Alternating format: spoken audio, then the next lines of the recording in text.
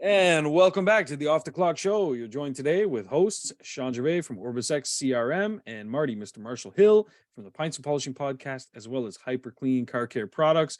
As you can see, for those of you watching, he's rocking the awesome T-shirt, which he just sent me one as well. Thank you, sir.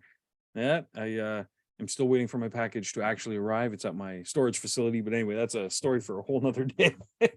But how you doing, Marty? Man, having a great day. It's been a lot of fun. Having a great week. Yeah, good stuff, man. Yeah, good weekend too. Let's see, weekend. Golly, what did we do this weekend? Oh, more picanha. Nice. But I'm really trying to step up my picanha game because I got bored. Oh shit. Okay. It's kind of the same thing. Yeah. I can see because you guys eat it frequently, I have it once in a blue moon whenever it's available. So I've been working on my reverse sear, which is what people do with regular steaks. Okay. And I've got the smoking part down. I've got them now. I can smoke them for 30 minutes. I get the smoker warmed up, ready to go, stow in there for 30 minutes. Then I can go on to, this time I got some picanha up on the top rack of the grill. And then I put a little oil in a cast iron skillet down onto the bottom part, put a little rosemary, the whole everything, right? Infuse it all, yeah. Yeah, and then but I don't think I got it up high enough, so I didn't really get a good sear, or the picanha just doesn't sear at that point. I'm not sure. Still had great flavor. The other ones I just cooked a little too long, and it's just a little dry, right? I like that medium rare, full. Yeah, it's got that moisture to it. Mm-hmm. Yeah, I'm right there with you. Yeah. Mm-hmm. Okay. Me, I had a seafood weekend actually. We had a ton of people come down. Seafood, yeah. So the wife made tilapia also and put it. Oh, nice. Put it, does all that where they stick, put all these vegetables and rice, and they put the fish on the top and they bake it. Oh yeah. Right, so good, right? Yeah. Until I go open the fridge and she had put it, and what did it do? Oh shit. That's exactly what I did. I went, oh shit. Oh my God. Oh shit. Jeez. There's some things that EcoWash can't clean. No, I'm just kidding. Can't clean up the mess with the wife. Jeez. But so you had some seafood? Oh man, had tons. Yeah. So I had you name it, man. We made mussels, we made lobster, crab, fish, of course, and I made a few different types. My brother-in-law, he had never really had trout before, so I said, let me make you some. And because he's a big salmon guy, and I said, trout is similar in a lot of ways. I said, but I think you'll like it better, So how do you do we had trout? a ton of a few different ways that I can do it, but usually I'll bake that one, and then I'll just pan sear it towards the end. But the Canadian way, put a little maple syrup as a glaze on top. Ooh, my God, amazing! It's amazing. We have to, man. It's part of our gross national product. But it's so good. Yeah. I'm telling you, seared, it's just amazing. But it's like candy at that point. So good. But yeah, because it was my daughter's 14th birthday, so we had a ton of people over at the house. We had who slept over. There was I think 22 people slept over. So that was a fair amount. It was nice. It was good though. Yeah. Oh my God! Wait, I said slept over. No, we had about 12 people sleep over. They didn't sleep over. They stayed up all night long. Probably. Yeah. But we had about 12 stay over, and then that was about it. Because we usually try and factor in how many people can sleep in bedrooms, and then also the theater room. We'll put like 2 or 3 people in there. Let them sleep. I used to love sleepovers, like when I had kids. Oh yeah, they're the best, man. Yeah, they are because the kids would take care of the kids. Exactly. And I got to do whatever I want. Like you never get to do whatever you want as an adult parent. If your kid's in the house, right? Like there's always on check. It's so true. They've got a question or they need help or something. Yeah. Sleep over, they don't 3 or 4 hours of nothing.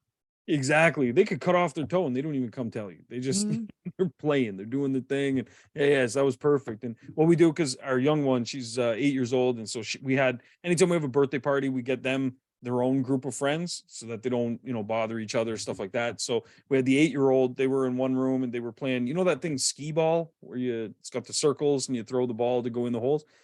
Yeah. So we have one of those things in the house, and I'm so we had them playing that in the country. Say what? What'd you say? I'm top 100 skee ball. Top 100. Yeah. You got the badge and everything. Yeah. Top 100. Jesus. But yeah, so we had them playing, and then so it was good, man. We had a ton of people over and everything, which was awesome. And oddly enough, we actually tested out one of your products on some shoes because I already have it on my shoes. So I've got some white Air Forces, and I ceramic coated them, which is amazing. But there's a trick to it. See, because my business partner, he did his, but you know the little holes to let your feet breathe. So he just coated over everything, and so those little holes got coated too. He wore them for 2 days, and his feet smelled so bad. So anyway, the trick is though, you have to put little toothpicks in those holes and then coat it, and then you're good to go. You know, so my brother-in-law, he was impressed because like I did mine a few years ago, and they're just still sparkling white, and I wear them through mud, whatever, it doesn't matter. Wear them anywhere, and they're just super easy to clean, keeps them in pristine condition. So we were playing around with everyone's shoes that were there. We'd clean them up first, and then we were putting on the coating and stuff. So yeah, I think there might be a little side hustle there. I think so. Yeah, we'll coach your Air Force. 7 companies. You want a side hustle, huh? Oh, always. Because you take a side hustle, make it a main hustle, get someone to run it, and then you just keep it growing. But absolutely. So yeah, it was good. We had fun, man. It was nice, and the weather was just pristine. It was I don't know what happened. We had an ice storm that literally took out power through like half of Montreal and affected even our city as well. And then 2 days later, it was just blazing hot like a summer day. I don't know. Weird. But hey, we survived. We're here. So it was good. Yeah, we had some people You're a over. survivor. Survivor. Yeah, exactly.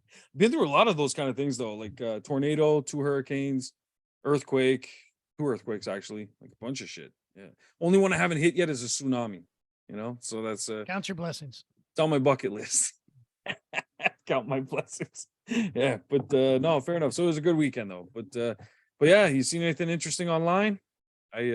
Anything interesting online? I I haven't really seen anything interesting online. There's some crazy posts, but I don't really have, one recently, which is super interesting about some guy saying that you should coat before you put down PPF. Before? And that seems, yeah. Like I think, and there's a lot of people messaging me about him. What's the guy we've had on podcast before? Yeah. I think he just likes to sometimes say some things to get people to talk. Stir up some shit. Yeah. I think so, because he's way too good. And now he might come back and be like, no, I'm serious. This is the way I do it. And I go, why the hell would you say that this coating that you use can be applied before PPF and the PPF won't stick to it? Because isn't that kind of anticlimactic for a coating? Like you're supposed to not have things stick to it, but you're telling me that this PPF will lay down in between that ceramic. So I'm like, that doesn't really make sense that the coating that you're using, I know the other way, would allow things to stick. Right? That's in my brain. That's where I went. So many other people probably went a different way with it. And I go, hold on a second. You listed a coating and you're telling people that it allows stuff to get stuck. Bad news right there. So anybody uses that guy's coating, you better run fast. Yeah, that's very strange. Because I know the other way. Like we do some cars, like they only want a portion PPF, but we'll coat the whole car or something like that. But afterwards, do it after. I don't know. That's interesting. I'm curious if anyone listening is doing coating before PPF, let me know why and what you're using. I don't know. I'm curious to know the pros there, and also the possibilities of why that's working. Sorry, I'm trying to wrap my head around it. I'm like, why? There becomes things, right? And this is me not taking shots at him. Please don't. Like, there becomes some time in business where you go, just because you can doesn't mean you should. There was people that's what they told him. You're just doing this so you can throw more price tags on your customers. Okay. Not hating the guy if that's what he wants to do. He's developed his business enough to where he can.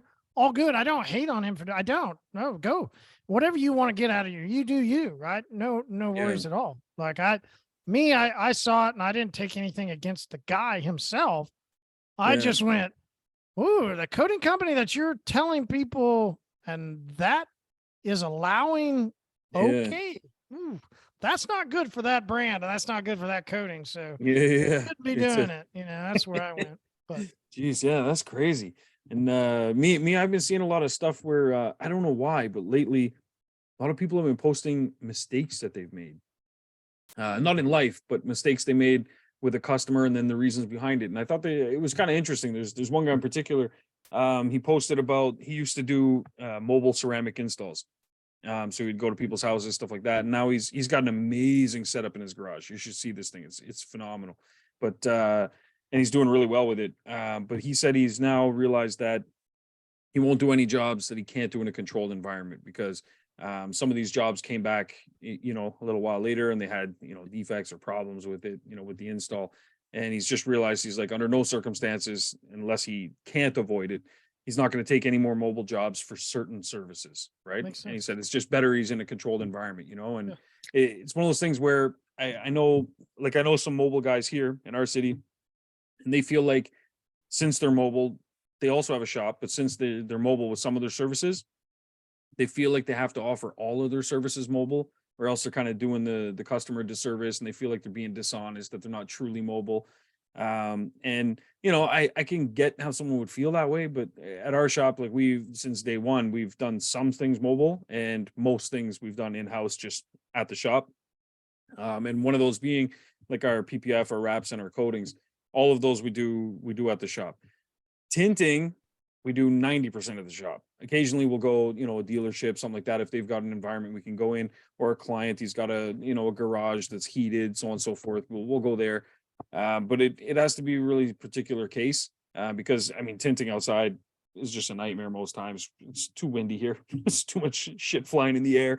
But it's just one of those things where, like, there's some things we offer mobile, windshield replacement, for example, but everything else we don't. That's just our policy. But it was pretty interesting to me, though, to see this guy's um kind of like bearing of his soul, in a sense. Like, a lot of people don't want to show that side of their business, that they made a mistake, but then here's how they handled it.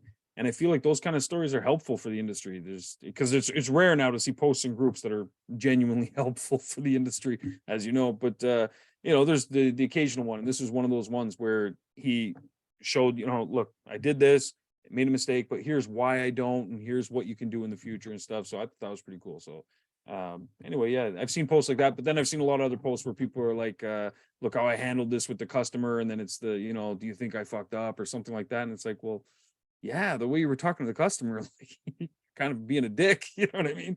And so I saw a lot of those lately, but an increase over normal, which is the strange thing. So I don't know if people are just busy and they're rushing and making mistakes, or what the case is, but I've seen an increase in those kind of posts. Do you talk to some people and you're just like, do you, I mean, cause I've put myself in that situation. It's a little tricky because you sometimes feel like a dick yourself. Like, you ever talk to somebody and you're like, I just feel like being a dick to this person.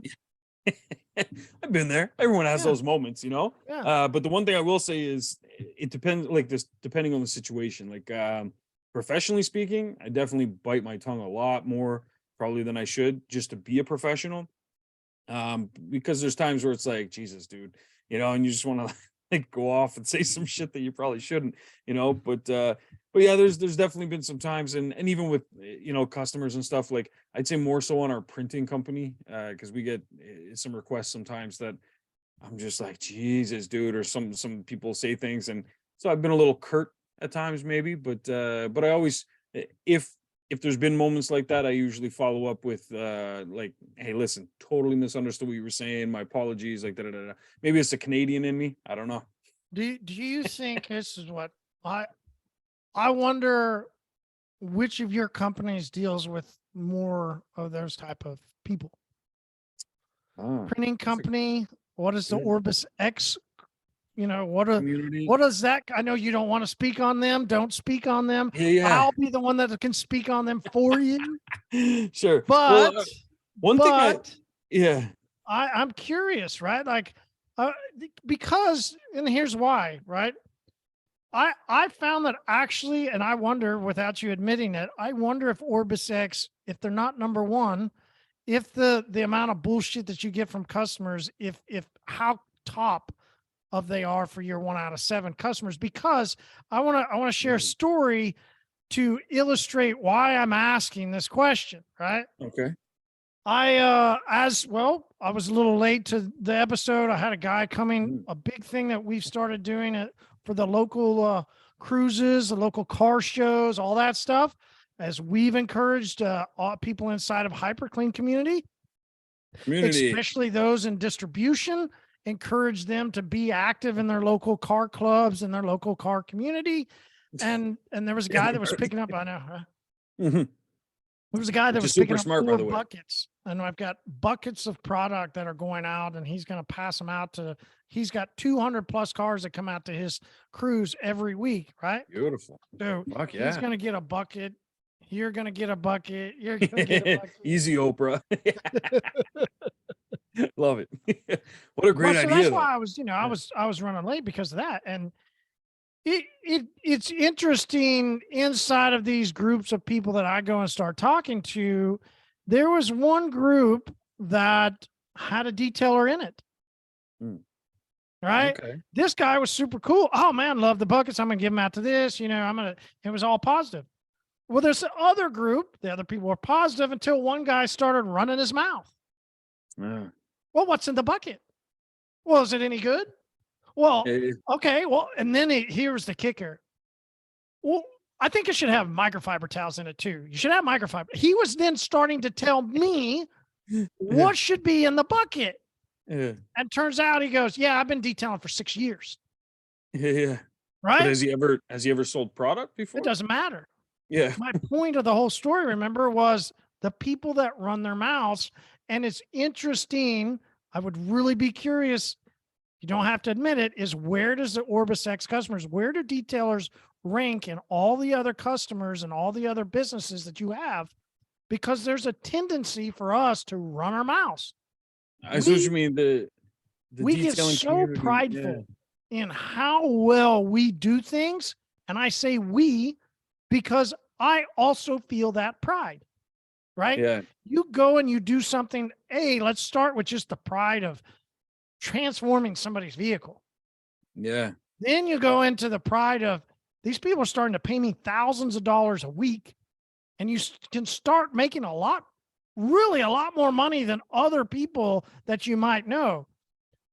Detailers might not look a certain class, but the amount of money that detailers can make should put them in a different class, but they might not always appear that same way physically in their appearance, but also in the way they talk. And the amount of guys that run their mouth, it's just crazy. That percentage is just insane.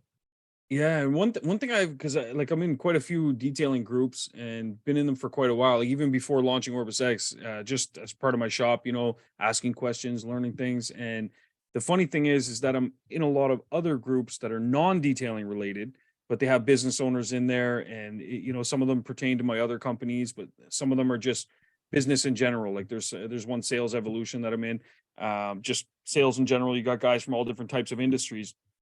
So the interesting thing is, I don't have a specific percentage per se, but I've interacted with a lot of different business owners and entrepreneurs. And what I would say for sure, without a doubt, is the pride thing 100%. I've noticed in a major way in 2 of the groups. One in the detailing community, but the other one is with the realtors community. Hey, but oh yeah, realtors are that way too. They always walk around like that. Yeah. Yeah. And so, and what I've noticed, because like through the detailing community, I've been fortunate enough to community. Oh, damn, I keep saying the C word. Damn it. You are going to have to get another drink. Yeah, I am going to need another drink. My goodness. But so within the C word, I've noticed I've met a lot of really, really cool people. Really great, just humble, outgoing, very kind, courteous, all kinds of things. But then I've met a handful of just know-it-alls, loudmouths, the ones that talk out of their ass. Now, granted, I feel fortunate that it's been few and far between, and maybe I would meet more if I was in some other groups or something. I don't know. But the one thing I have noticed, though, is a commonality I've seen is that they know best, or they know the way things should be, or something like that. And like, I love the OrbisX group because they give me a lot of good feedback and stuff, and a lot of it actually helps my own shop, which is amazing. But then there's been, I'd say, one or two maybe that have had to be ejected completely out of things because they came at other members. They came at, like, because the one thing with OrbisX, the Facebook group, I want to build that so that it's not like the other groups where you can feel safe to ask a question and get actual help and things like that. And there's been some members that definitely had to get tossed because it was like, geez, man, like, I don't know what kind of high horse you're on.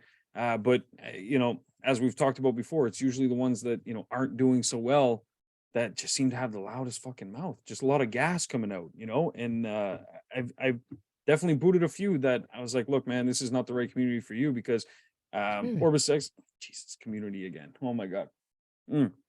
Because OrbisX is not like a one size fits all kind of shoe solution where everyone is welcome. Everyone is welcome as long as they're welcome, if that makes sense. Like you got to be the right kind of caliber person because we're trying to build a really solid core. I'm trying not to say the C word. We're trying to build a solid group. There we go.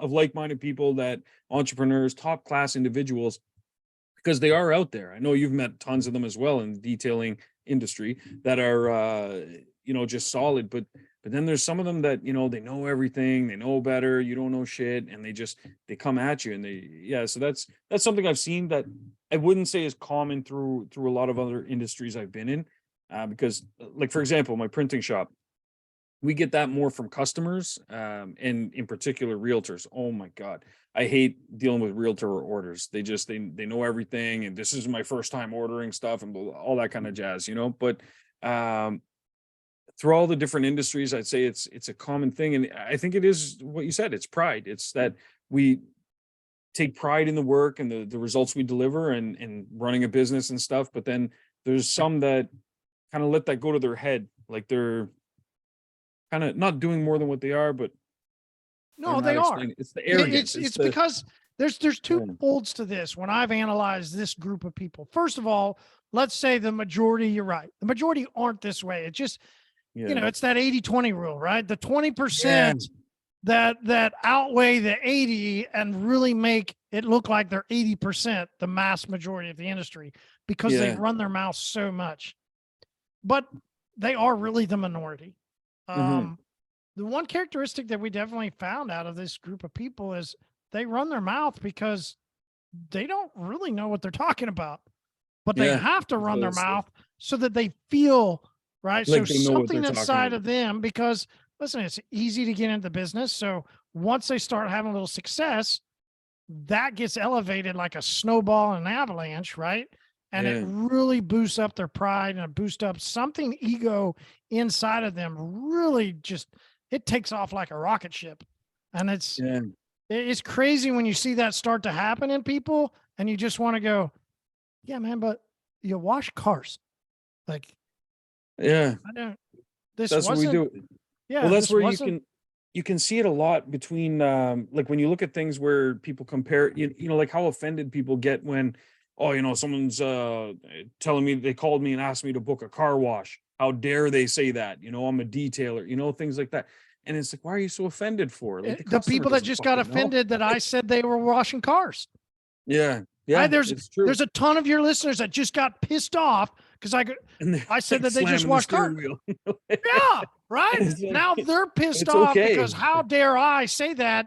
You know how much they go into, right? And they would start in their mind, start going, yeah, but I do this. I'm not like that guy. And I'm this. Yeah. It's very interesting. It's very interesting. It is interesting. I've noticed that too. Cause like the work that we do at Auto World, like we're not building rocket ships here. You know what I mean? We take something that's dirty and we're making it clean. We take something that's, marred and we make it nice. We take something uncoated, we make it coated. Like we're not building rocket ships. Does that downplay the result and the quality that we're bringing to the customer? No. Does it mean that our services are worth any less? No, absolutely not. Our business is still of value to those customers because we're providing a solution to a problem, but I don't care what someone calls it. I'm not going to get all bent out of shape because, if someone says like Auto World car wash, I could give a shit less. Doesn't matter. So maybe my customers want their car washed. Next, I'm not going to get into like a Facebook dispute about it or like argue back and forth. Oh, well, I do this and I do that. that doesn't matter. You know, like you'll rarely see me in groups, if ever, justifying or explaining what we do. Because as a business, what we do primarily is make money. That's what my business does. And one of the things we sell is car washing or detailing, whatever you want to call it. I'm not going to be offended by it, but I've noticed that where there is this, like, I don't know, this pride in, no, it can't be that. It's almost like when you're what was that movie, Half Baked? Remember when he was the janitor? He's like, no, I'm a custodian. What was it? Oh, I can't remember what he said, but he's like, I'm a custodian unless you're a dick or something. You know, he made some comment like that, and it's one of those things people attach these labels to as if you're a car washer, you're a bum, or you're not really doing shit. You know, but that's not the case. Like there's guys out there that are making a fortune and they want the assets but not the fame. Well, You there's know? where I was going to go. What are we Yeah, actually trying to achieve? yeah. And like the people that get so mad about car washer versus detailing, go, okay, no problem. What are you trying to accomplish? Are you Yeah. trying to grow a business or grow your detailing skill? Because if you're trying to grow your detailing skill, no worries. I can see why you're offended. It is offensive, right? Yeah, Like because if you're a they're black belt, criticizing your skills. yeah, Yeah. if you're a black belt in whatever, Mhm. taekwondo, right? Just pick one. Yeah. And somebody asks you if you know how to, you know, swing your Yeah. fist, right? Like you're gonna be Death you're gonna punch. be a little offended. I get it. Yeah. But if they ask you what size dojo and how many people are training under you, Yeah. that's a different question, right? So, It's you true. can Well, polish paint. Great job. yeah. But what type of business are you growing? There becomes the main side where that's why I think that most people that run their mouth like that, they actually aren't really growing a business. They're not really making any money Yeah. and they're having to, Lash out and try yeah, and they're having to justify get with it. something Yeah. for themselves. So they're going to run their mouth because that style of person and that person really most likely will never really achieve much in their life. That's true. It just Yeah. is what Like it is. I had one guy one time, he criticized my shop. It was just after I launched my book and I was giving away the book for free. And one of the things I was mentioning is, like keep your expenses small, streamlined, and just grow slowly and so on and so forth, and invest in the right things, the right chemicals, the right team, this and that. And don't focus on all the fluff. And so one of the things that I've always mentioned is that my shop, we've never done the floors. It's just bare concrete. Never did the floors. And this guy came at me so hard and he's like, how can you call yourself a real detailer when you have floors that are just bare concrete? And I was like, does what, like epoxy floors make you a detailer? Like when does this, apparently, I was like, I didn't realize Yeah, that was on the now list of, over the past years, if you don't have those like honeycomb lights that are hanging from the top, yeah, then you're you're not a real not a detailer either. not a real detailer. Yeah, exactly. And it's like this kind of shit. And I was like, Jesus, okay, well, first off, my customers never go in the back, so I really don't care because it's just gonna get dirtied up. But the biggest thing is we don't own the building. So I don't give a shit. If I own the building, maybe I would have a little more, like, oh, it's our building, make a bigger investment in that. But reality is, my goal is grow the business so we can get out of there and into somewhere else. And so, anyway, we're about to purchase next door to us, and we're gonna expand. But guess what? Not doing the floors because I don't care. So Reality is, the same work goes in and out of there, regardless of what the floors look like. funny, there's a guy that people and he's got an amazing shop. He's in Jacksonville. The amount that he told me that he spent on their flooring and the Yeah, amount that he spent trying to get Jesus. this building ready, Yeah, his words, right? $60,000+. it's crazy. His words. Shawn, Yeah. he doesn't own the building. It's ridiculous, man. Fucking wasted. No, man, because it's my shop. No, Yeah. dude, you Mhm. just wasted. It's someone else's shop. Wasted. Because to your point, the only people that are seeing that are the people that are watching your Instagram or social media, and you go, hey, but that might give me business. I get it. I Exactly. get it. But they didn't pay you for the floors. Yeah, They exactly. didn't pay you for the awareness, right? 100%. You wasted, Mm. And wasted 60+ thousand. And people are like, it's oh man, this crazy. guy's amazing. Yeah, Amazing. yeah. Yeah. you're amazing at wasting $60,000. Exactly. You know what the better solution is? There's a place not far from my shop too. For $1,200 for the day, you can rent their photo booth, and they have this huge warehouse all set up, the proper lighting, everything. You can even rent the cameras, drive some cars in there, film some ads. You can film a whole year's worth of ads in there in a weekend, and then you're on your way. And guess what? 60 grand is in your pocket. And guess what you can use that for? Incentivize your staff to sell more so that you make more. My floors don't work on commission. My floors don't hustle product. That's the reality. I love that. My floors don't work on commission. There's the title. That's the title of the episode. My floors don't work on commission. 100%. And it's things like this. Like, did we make our showroom look nice where customers go and they sit down? There's the waterfall going over a hood and all that kind of shit. Absolutely. We have the heat box in there. You know what I mean? For the different tint shades and stuff. Absolutely. Oh no, it's what, April 18th. Different. What are you talking about? Heat box. Oh yeah. A couple of days for that, man. What are you talking about? Yeah, we got 2 days. 2 days. Yeah. See, 48 hours. Then we'll yeah, well, my whole staff is gonna be lethargic the next day. 21st, bro. Jesus. Yeah.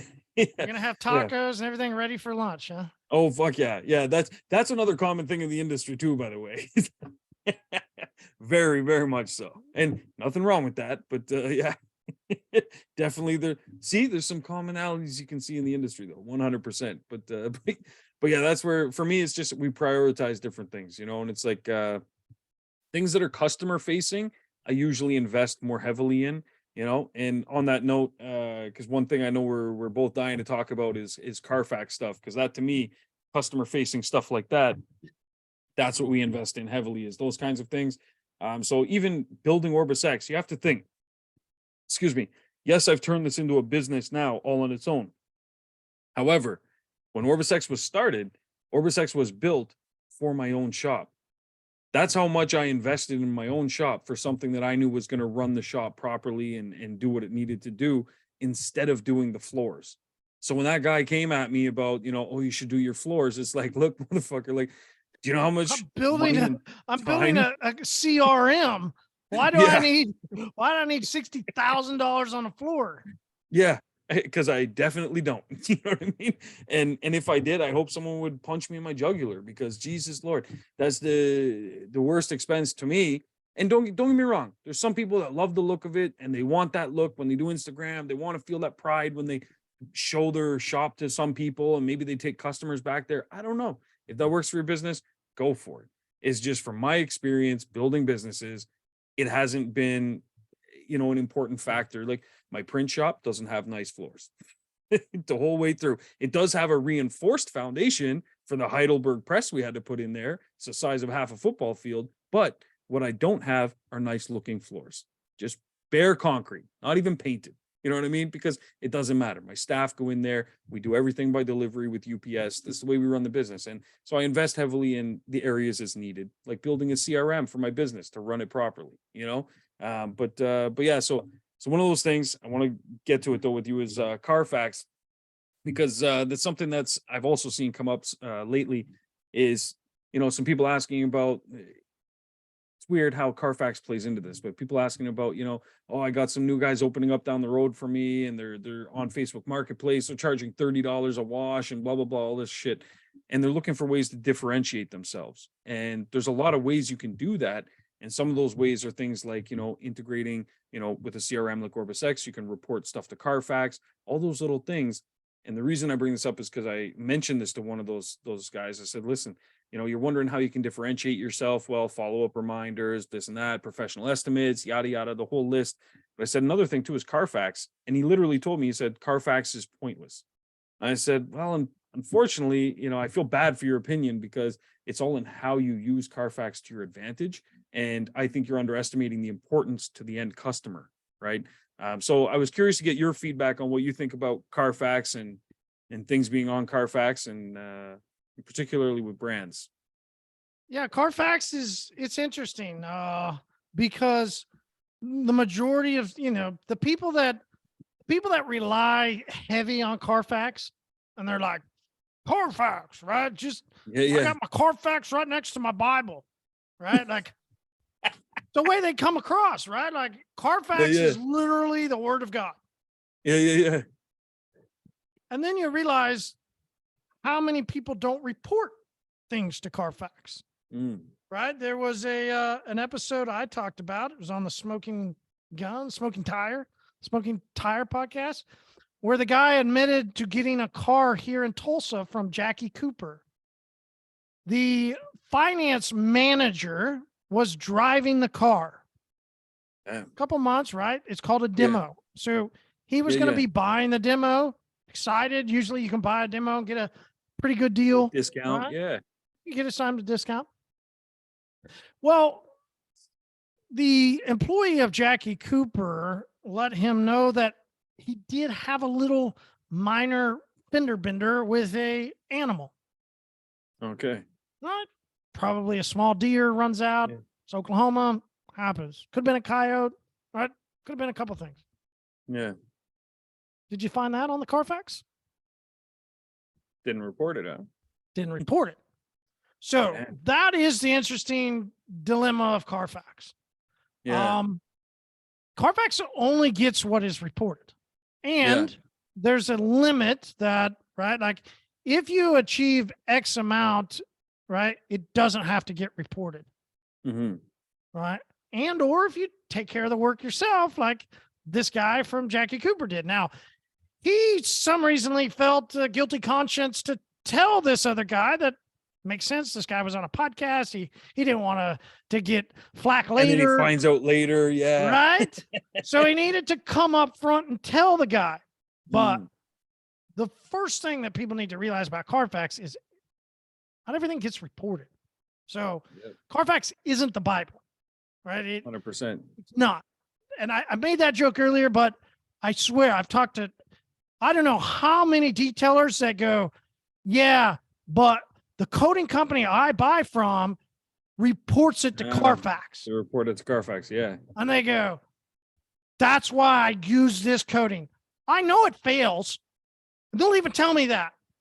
They'll say it has failed. And or they know others, but it's on CARFAX. Right?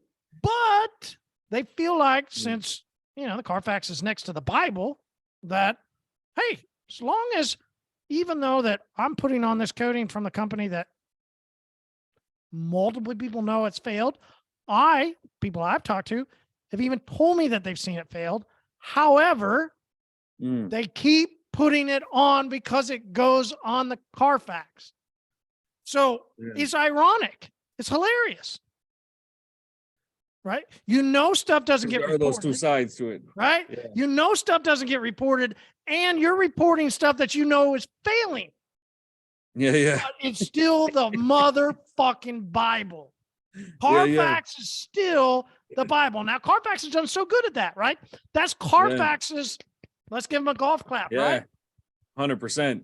They have come out to look like, and I don't know if you guys, they used to market, this is what I find funny about CARFAX, is they used to market against people with a CARFAX.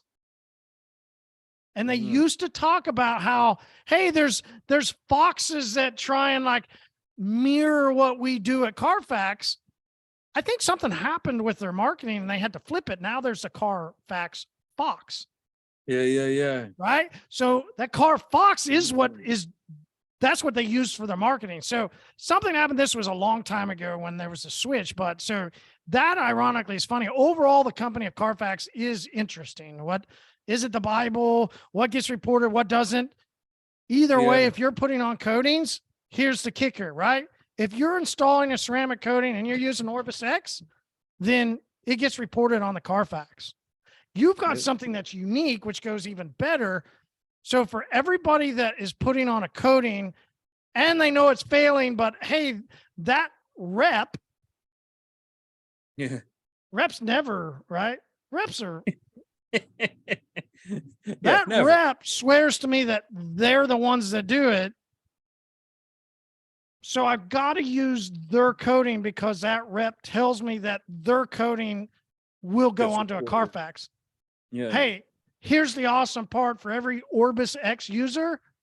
You install Uno, Dos, Tre, or Sparta from hyperClean, and you're an OrbisX customer, automatically gets put onto CARFAX. Yeah. Automatically. And gets put on there with their company information. Bingo. Explain that, Shawn, because I know 99% at least that always would tell me CARFAX, always then presume that they would get some type of credit for it too. Yeah. So and what have you found that is different? Yeah, so they don't in that case. If the brand submits, it's the brand's information that shows up. So that's why a lot of brands like it, because it gets their name out there even more. But if you submit through OrbisX, your business details are listed there. And so when you sign up for OrbisX, the first of every month, a huge list is compiled and sent over to our CARFAX rep, and they send you a welcome kit with some little stickers and stuff like that, which is helpful for your business. But then they also list you in the CARFAX business directory, and when you report things, it shows up what you did, but then also with your business information. Versus if you do it through the brand directly, the brand's information shows up and it's like you didn't even exist. So that's where those advantages, and that way you can use any coding you want. You're not forced to, I have to use this brand because they're going to, post it for me. This way, now you can go and you can contact Marty, can install his coatings and submit on CARFAX still, so you'll have a coating that doesn't fail, but it's still listed on CARFAX. Just buying straight off of OrbisX, and then absolutely it will automatically get tied into the CARFAX, or how do they do? What is there something they need to do when they're filling things out, or what do they need to do to make sure it gets put on?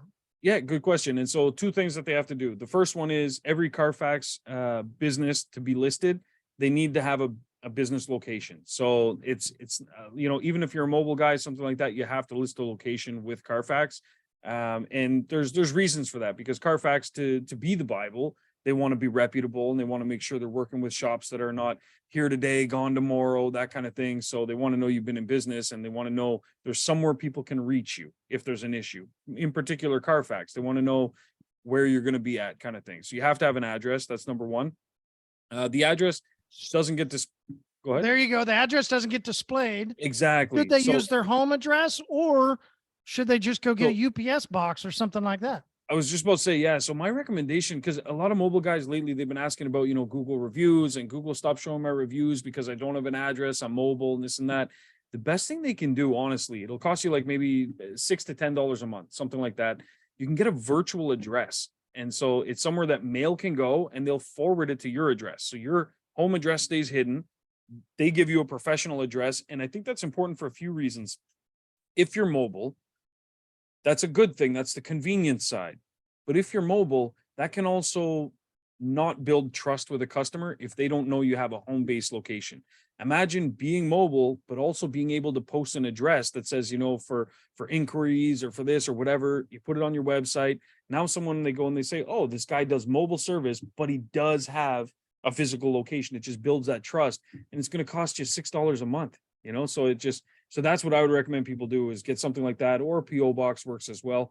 And then basically you have your mail forwarded, but this way you can register with CARFAX. You can have your Google reviews show up guaranteed, all that kind of stuff, for $6 a month. Like, on what are we talking here? You know what I mean? Like it's one upsell a year and you're covered. You know what I mean? And as long as you're doing good upsells, then you're not waiting for your floor to do your commission for you. But so I think that's number one, is get the address. Number two, with CARFAX, all you have to do is get the VIN number and the mileage, which you should be getting anyways from the vehicles. And there's two reasons for that. One is so that it can submit to CARFAX. So they need the VIN number because it ties back to a particular vehicle. And they also want the mileage as well. It is technically possible to submit without the mileage. However, CARFAX then at their discretion may or may not post it, because they try and put everything in a chronological order. And the whole goal of that is to make sure that there's no fraud going on, things are getting rolled back. But it also helps to say, let's say you did work today, but maybe you didn't get paid until 2 months from now, right? Well, it'll submit to CARFAX once your invoice is paid, because technically the customer shouldn't get the benefit until they've paid you, right? So it submits once it's paid. But maybe the mileage has changed since then, so it helps them put things in chronological order if they go by the mileage as well. So that's the piece you'd have to put in there. But the other big advantage to you collecting the mileage is that when you look up a customer and they call in to, get whatever done, you can take a look at the mileage and it'll give you more information that you can make some recommendations to the customer. If you see it's got really, really high mileage, you can adjust your upsells. So instead of selling them an 8-year coating, for example, when the car's got, 400,000 miles on it, that's pointless, right? So sell something else in its place. But so collecting the mileage, the VIN number, and having an address listed. You only have to put in your address once, then it's saved in OrbisX. Then you just get the VIN number, which you can scan, and then the mileage, and you're good to go. That's about it. Yeah, sounds awesome. Yeah, and then it's listed with your business info, of course, and it'll say, like car ceramic coated, and you're good to go. So yeah, and that's the cool thing too, is you can add different description items as well, different things that were done. But the one thing on that note is that CARFAX does have some kind of stop words that they don't like, and they don't like lengthy descriptions. A lot of detailers think, oh, well, I'm going to list everything I did. I cleaned the car mats. I blew out the vents. I did this and that. Don't put that kind of stuff in there. Just generic descriptions, or else CARFAX is just going to rewrite it for you. So yeah, keep it short and simple. Absolutely. But yeah, so CARFAX, I agree with you. I think that to many it is the Bible, and then to others, when things aren't reported, it's kind of brings that into question. But this is where we can, as a community, hey, community, we can really help, make it an even more integral and important part of everything that we do. Because if we do want to, justify those big egos that we all have, and justify that arrogance of how I'm not a car wash and I'm a detailer, then CARFAX should definitely play a role in your business. Absolutely. Because it's also a great selling feature for customers too. It all goes back to all those little pieces that help make up the whole puzzle, being you're an established business. I should do business with you because you've got all these systems in place. You've thought of everything, and it's just one more selling point. So when you're talking to customers, you can say, not only do we do this, not only do we do that, not only do we do this, we also do CARFAX, and so on and so forth. It really kind of builds that trust. And almost every person, at least on this side of the world, has heard of CARFAX for sure. And so using that to your advantage, it's free with OrbisX. So use it to your advantage. It becomes a selling tool. It's going to be a lot better and a lot cheaper than a $60,000 floor. Put it to you that way. so yeah. And anyway, that's my 2 cents on that. So Shawn, I'm really curious. You just finished your drink. Yes, sir. I can't say we have not even had a tip. I know. How the hell is this even possible, man? No tip, and you're done with your drink. Like, all right. So here, you're man, right. No what's drink, going so on here? Can't Is say this the a C no word. tipper day? Is this a no tip day? Never. There's always a tip. It's because I'm trying to dial it back a bit. But no, so I actually do have a tip today, and I have a decent one. So go figure. Yeah, I know. And I actually have a tip. Are you sure? Well, I technically have 2. So okay. Yeah, we'll double tip. We'll keep it regular. There we go. So tip number 1 is, everybody knows Cheers. What's something famous from Cheers? Everybody knows your name. Yeah, exactly. So that's super important in business. And I guess tip 1, I'll just dive in, is that to get regular customers, to get maintenance plans, which are hugely important. We've talked about that on numerous episodes. So if you haven't seen that, please go back, check those out if you're not running maintenance plans. But a very important thing in business is making sure that you treat customers like regulars to get regular business. And so to get people coming back, because here's the thing. So let's take a restaurant. Someone comes in and they eat some food, and the food's great. It's not bad, right? They may or may not come back.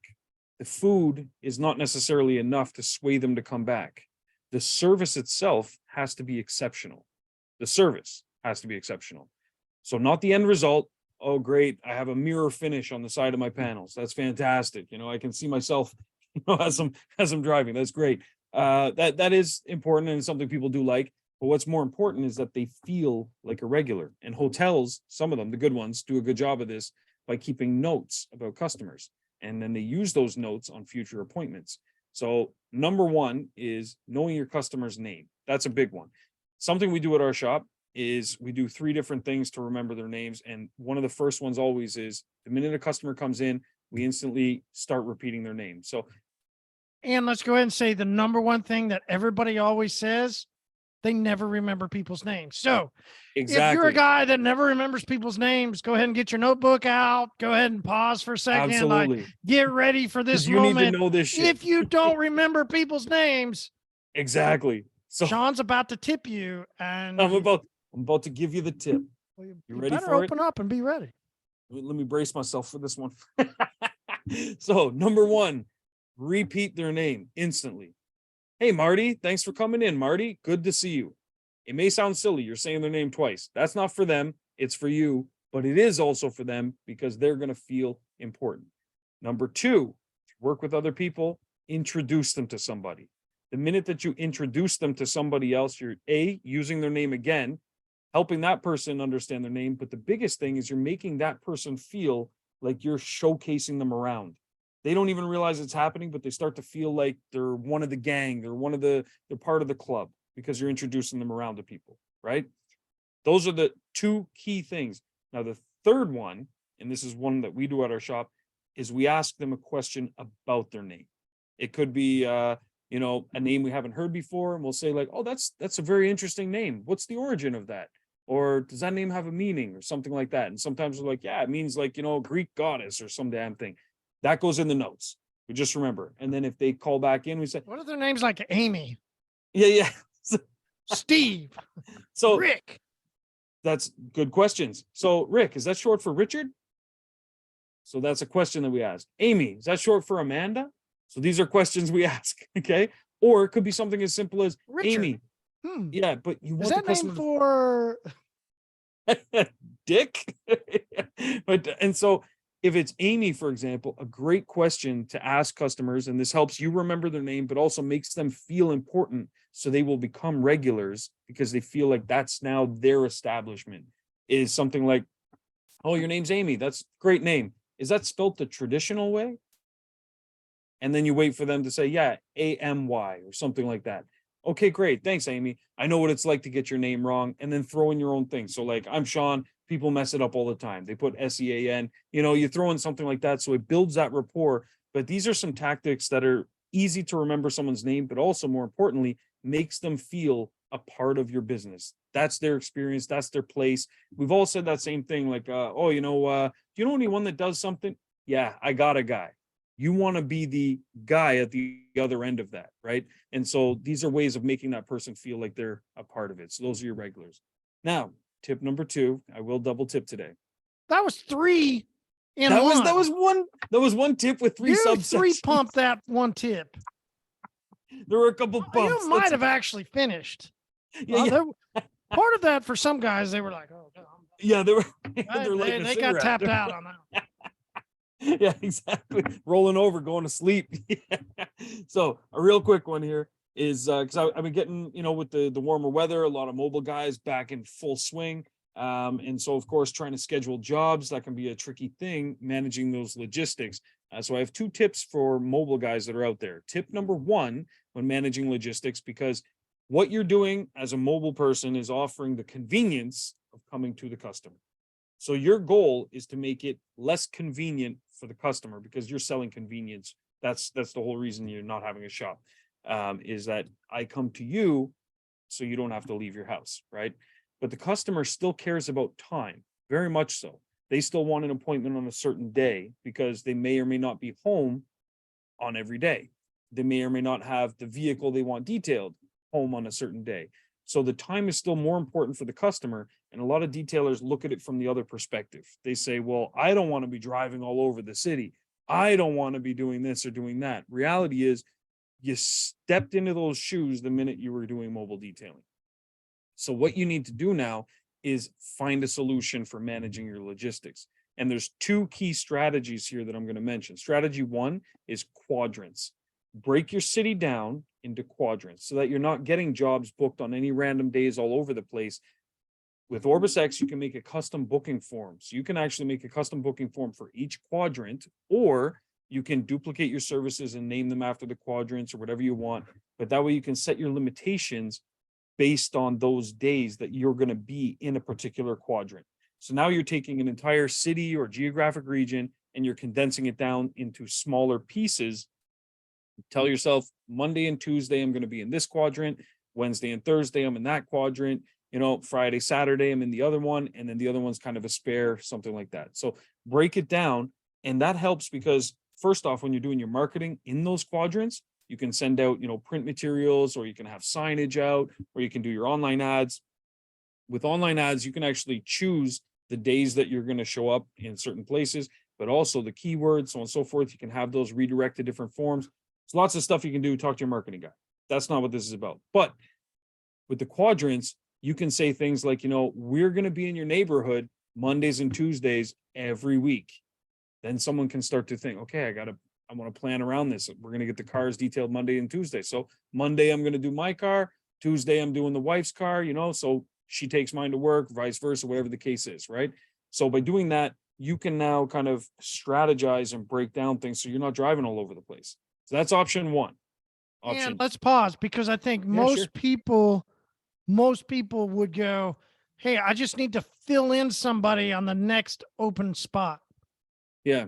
And I guarantee that's the way I would say 90% of the mobile detailers out there do, right? Like, okay, so-and-so's calling. I got a spot on Thursday at 2:00. Yeah.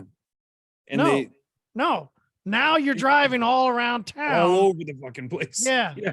And see, I've met a lot of mobile detailers, especially through the communities. And it's amazing how so many of them are doing that. And they're just trying to fill any spot. And then some try to get clever and kind of beat the system. And they say, oh, well, I'm going to cluster my jobs. So because I'm over here, I'm going to tell customers, you know, oh, I can't book you until next Thursday because this and that. And so then they book that guy on Thursday because they're doing other jobs there. But then one of those guys wants to reschedule for Tuesday. It gets really messy really fast. And so the biggest thing I always encourage mobile detailers, and the ones that I've met that are like fucking crushing it, what they do is they've grown into teams. So they have a team that does this area, a team that does that area. But if you're on your own, the ones that I've met, because I met some that are on their own, or it's two guys doing it and they're just murdering it. And what they do is they realize they control their schedule. They're in the driver's seat. So they say, I'm going to be here this day and this day, period. They're not driving all over the place. Get your head out of thinking that you're a contractor, because contractors do that. Oh, well, they do the free estimates and stuff. Yeah, no shit. They're driving to a guy's house because they're selling them a $60,000 renovation.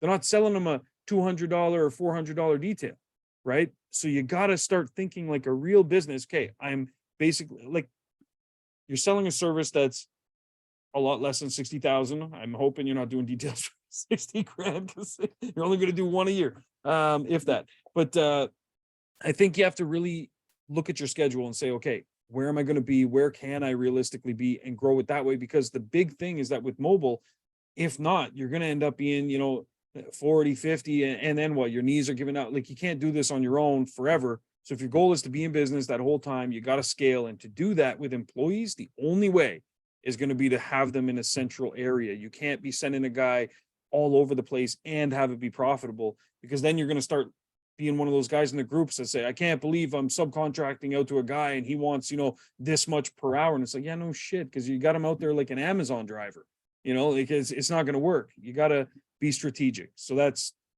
how I think they need to restructure things. And when it comes to filling slots, you just say, oh, no problem if you can't make that slot, or, hey, I have an opening, but we're not in your area until this date, you know? And if you find you start to get a lot of requests on other days for a certain area, open up a slot, maybe hire somebody. There's other solutions to the problem rather than, you know, having yourself drive all over the city. That's number one.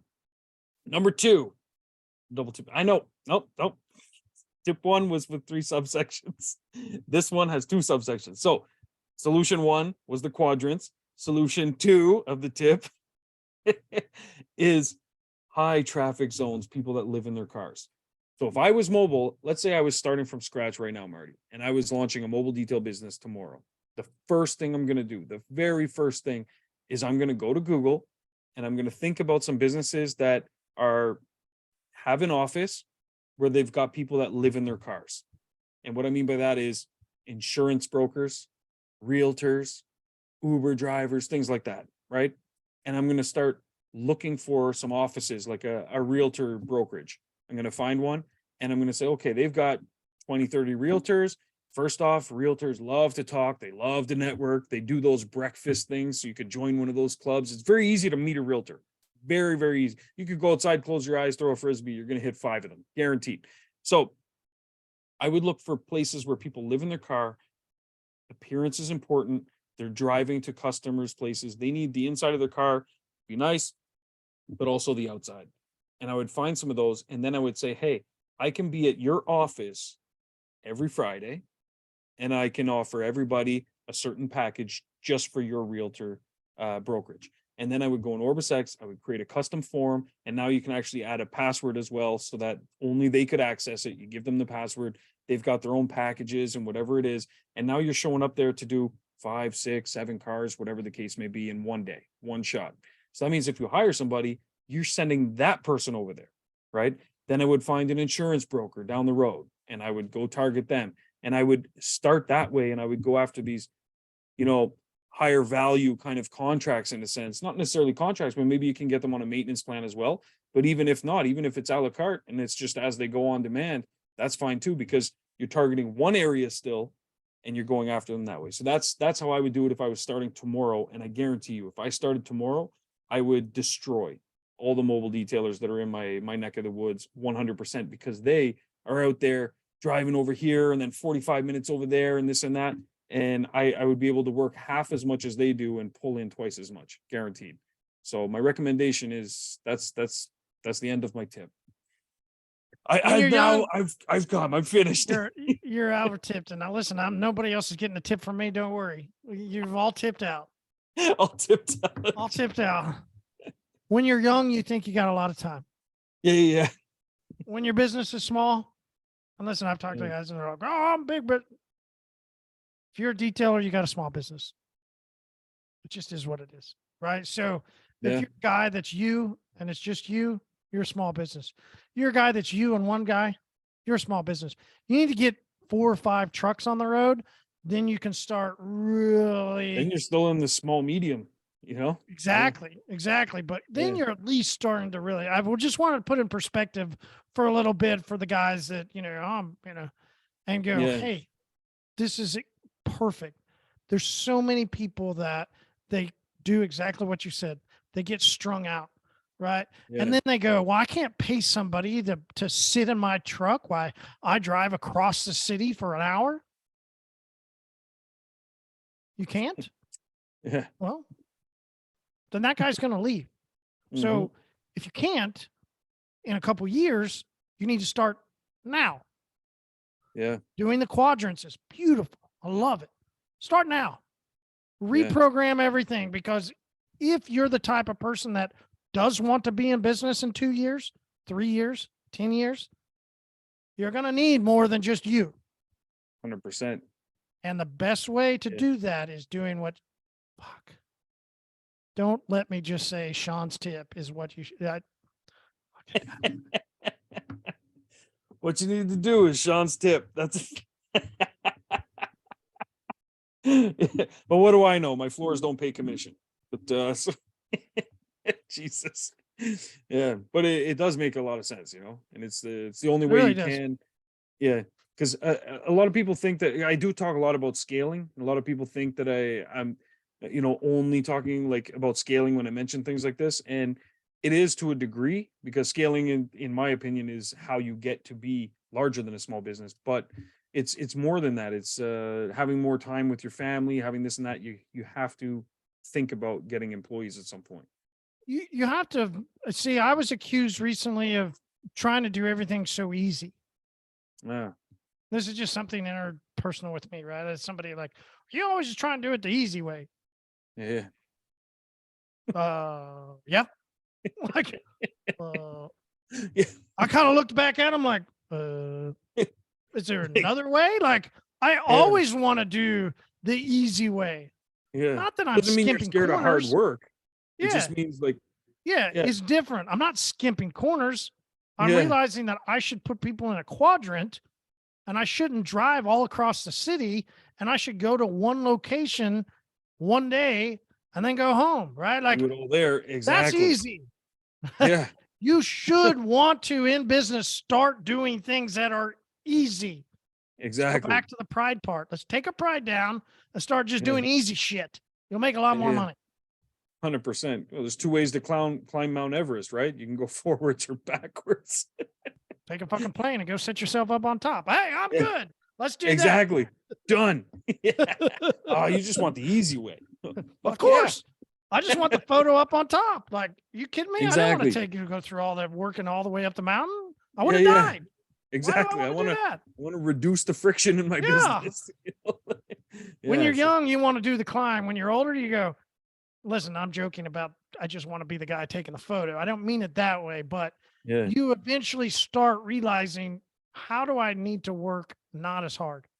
Yeah, 100%. And produce even more, because you can. Exactly. You really can. Work smarter and produce 10 times as much. There you go. It's work smarter.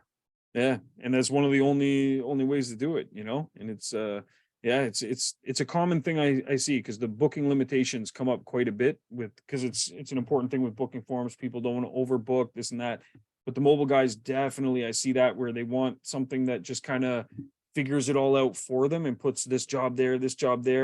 And I try and explain the same thing to all of them, is that you're going to miss out on a lot of opportunities because they're not seeing times available that they may want. But then at the same time too, the minute you have one cancellation or one reschedule, your whole system is fucked now. You know, so you're better to just, you go with the quadrants, you keep it simple in your brain. I know I'm here this day. I know I'm here this day. And then if I'm looking for an opening, oh, what area of the city are you in? Oh, fantastic. You know what? Let me check Thursday and Friday. Done. Get you booked in. We're away to the races. You know what I mean? And you can have that rotating as well. Every 2 weeks, switch up your quadrants, whatever you want to do. But definitely you're going to find some similarities between certain areas as well, I'm sure. If you go and you say, these people in this area tend to have this kind of a schedule or flexibility, you know, like, so it's, that's what I would do. If I did mobile only, fucking quadrants, man, all day long. Love it. Cool, man. Awesome, man. All right, Marty. I can't believe I actually said people should take that tip. I can't believe that. Like, the number 8 tip that you finally put out, man, that's one they should have gone with. They had to get through all those just to get the gold money shot at the end. Yeah. It's true. There was a lot of pumps there. Jeez, I might be too tired for my wife now. Shouldn't say that out loud. But I should say that out loud. Yeah, no, it's bad booga booga or whatever for the universe. Oh man. All right, Marty, always a pleasure. I gotta go get a refill here. I think I owe 3 to the community, because now 4. Instead of 4. I'm not saying it again. All right, man. Appreciate you as always. And everyone else, stay tuned. You'll have an update soon on when you can order directly through the system, some hyperClean products. And hopefully next week my package is here so I can rock my t-shirt as well. That'll be exciting stuff. All right, man. Appreciate you as always. See you next week, man. See ya. Cheers.